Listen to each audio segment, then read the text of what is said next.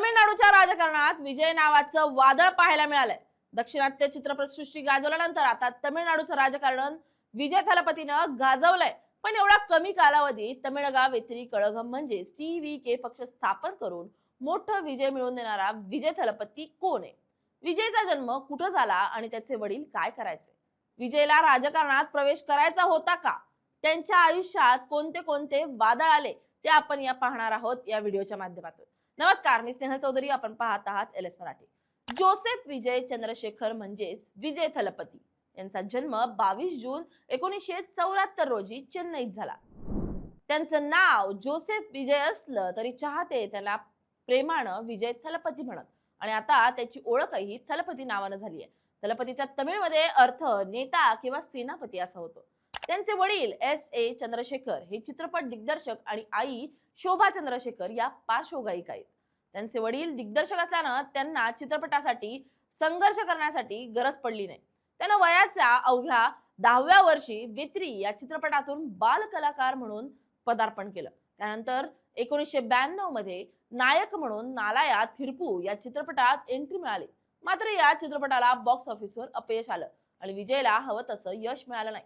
त्यानंतर विजय थलपतीला वडिलांनी लोकप्रिय अभिनेते विजयकांत यांच्यासोबत सेंथूर पांडी या चित्रपटात संधी दिली, ज्यामुळे करिअरला नवीन सुरुवात झाली। 2004 च्या गिल्ली या चित्रपटानं विजयला सुपरस्टार बनवलं आणि त्याच्या करिअरची नवीन सुरुवात झाली। त्यानंतर विजय समोर चित्रपटांची मोठी रांगच लागली। वडील दिग्दर्शक असल्यानं विजयला मोठमोठ्या चित्रपटातही संधी मिळाली, त्यामुळे विजयची ओळख दक्षिण चित्रपटसृष्टीत निर्माण झाली। विजय थलपतीनं 2018 च्या सरकार या राजकीय चित्रपटात एका व्यापाऱ्याची भूमिका साकारली होती। त्यावेळी विजय राजकारणात प्रवेश करणार असं अनेकांना वाटत होतं। त्यानंतर आता त्यानं 2024 मध्ये टीव्हीके पक्षाची स्थापना करून ते प्रत्यक्षात उतरवलं।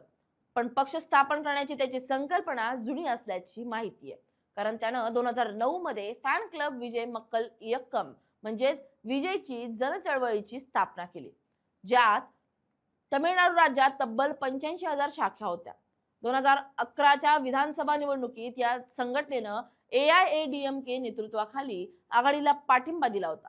यानंतर 2021 च्या स्थानिक स्वराज्य संस्था निवडणुकांमध्ये या संघटनेनं 169 पैकी तब्बल 115 जागा जिंकल्या होत्या, ज्यामुळे विजय थलपतीचा विश्वास वाढला आणि त्यानं आपल्या संघटनांमध्ये बदल करून त्याचा पक्ष स्थापन करण्याचा निर्णय घेतला। त्यांना पक्ष स्थापन करताच तमिळनाडूमध्ये एक जाहीरनामा प्रसिद्ध झाला। महिलांसाठी मासिक आर्थिक मदत, मोफत LPG सिलेंडर, सरकारी बसमध्ये मोफत प्रवास, गरीब कुटुंबातील नवविवाहितेला 1 तोळा सोनं आणि रेशमी साडी, नवजात बालकासाठी सोन्याची अंगठी आणि वेलकम किट, गरीब विद्यार्थ्यांना शैक्षणिक सहाय्य, महिला सुरक्षा पथक या त्याच्या जाहीरनाम्यामुळे आणि त्यांची तरुणांमध्ये प्रचंड क्रेज असल्यामुळे त्यांना चित्रपटानंतर राजकारणातही मोठं यश मिळालं। विजय थलपतीनं तमिळनाडूत नवा पक्ष स्थापन करून दिग्गज पक्षांना मोठा धक्का दिलाय। मात्र या प्रवासात त्याला अनेक चढउतारांचा सामना करावा लागलाय। Bureau report, LS Marathi.